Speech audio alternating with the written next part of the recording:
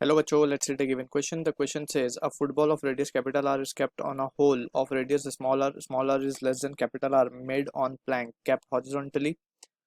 One end of the plank is now lifted so that it gets tilted, making an angle theta from the horizontal as shown in the figure below. The maximum value of theta so that ball does not start rolling down the plank satisfied. Figure is schematic and not drawn to scale. So option A given as sin theta equal to small r by capital R. Option B given as tan theta equal to small r by capital R. Option C is sin theta equal to r by 2r. Option D given as cos theta equal to r by 2r.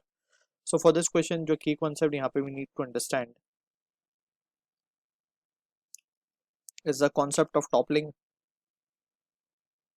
So toppling की अगर हम बात करें basically, तो अगर हम एक case just consider करें फॉर अंडरस्टैंडिंग, तो लेट्स सपोज ये हमारा एक ब्लॉक है, ठीक है। इस ब्लॉक के ऊपर अगर हम ये जो पिवोट पॉइंट है, अगर हम एक फोर्स लगा रहे हैं इसके ऊपर, and this is the pivot point, if m g passes through this pivot point, ठीक है, ये जो फोर्स है यहाँ पे actually before applying the force m g was passing through this centre of mass, ठीक है, नीचे की तरफ जा रहा है, बट जैसे जैसे हमने फोर्स को अप्लाई करना स्टार्ट किया, सो शिफ्ट होते होते एम जी इस पिवट पॉइंट एक्स की तरफ पहुंचेगा, और अगर अब हम स्लाइटली इस पॉइंट एक्स से आगे की तरफ और थोड़ा सा फोर्स लगाएं, so that will be sufficient to make this block topple, ठीक है ना। सो दैट इज यहाँ पे हम देख सकते हैं कि ये पॉइंट जो है बेसिकली, इस पॉइंट पे अगर हम देखें तो ये नॉर्मल रिएक्शन शिफ्ट होकर इस तरफ आ जाएगा। फ्रिक्शन फोर्स की भी अगर हम बात करें, so about this point X, friction force की वजह से टॉर्क और नॉर्मल की वजह से torque, that will be zero, and in that case we can say ये जो एम जी है, since it will be just ahead of this point X, so वहाँ पे एक एंटी क्लॉकवाइज टॉर्क लग जाएगा and this block will topple, ठीक है। सो अबाउट दिस पॉइंट, ये जो मेन पिवट पॉइंट है, इसी के अबाउट हमें जो है टॉर्क की वैल्यू चेक करनी होगी, ठीक है। सो जो क्वेश्चन में हमें गिवन है, अगर हम इसको ध्यान से थोड़ा सा रीड्रॉ कर लें, ये हमारा बॉल है बेसिकली,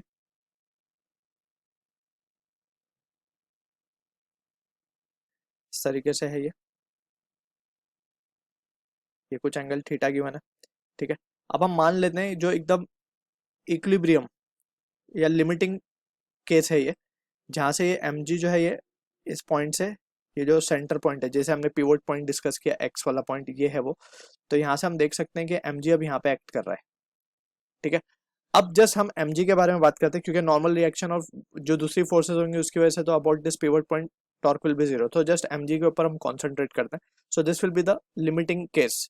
इसके बाद जस्ट हल्का सा भी फोर्स इसके ऊपर अगर लगता है, तो एम जी का जो टॉर्क है वो क्लॉकवाइज हो जाएगा and this ball will topple, और we can say it will start to pure roll, जो भी है रोल, स्टार्ट टू रोल, ठीक है। सो यहाँ पे हम देख सकते हैं सिचुएशन। अब हम जस्ट ज्योमेट्री पे अब हम काम कर लेंगे so that we can have the answer for this. Let's suppose this is the line passing through this,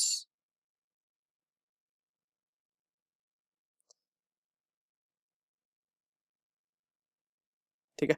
अब ये एंगल अगर हम देखें ध्यान से, तो ये एंगल हमारा 90 माइनस थीटा होगा, राइट, 90 माइनस थीटा, एंड इसको थोड़ा सा ऊपर की तरफ भी ड्रॉ कर लेते हैं।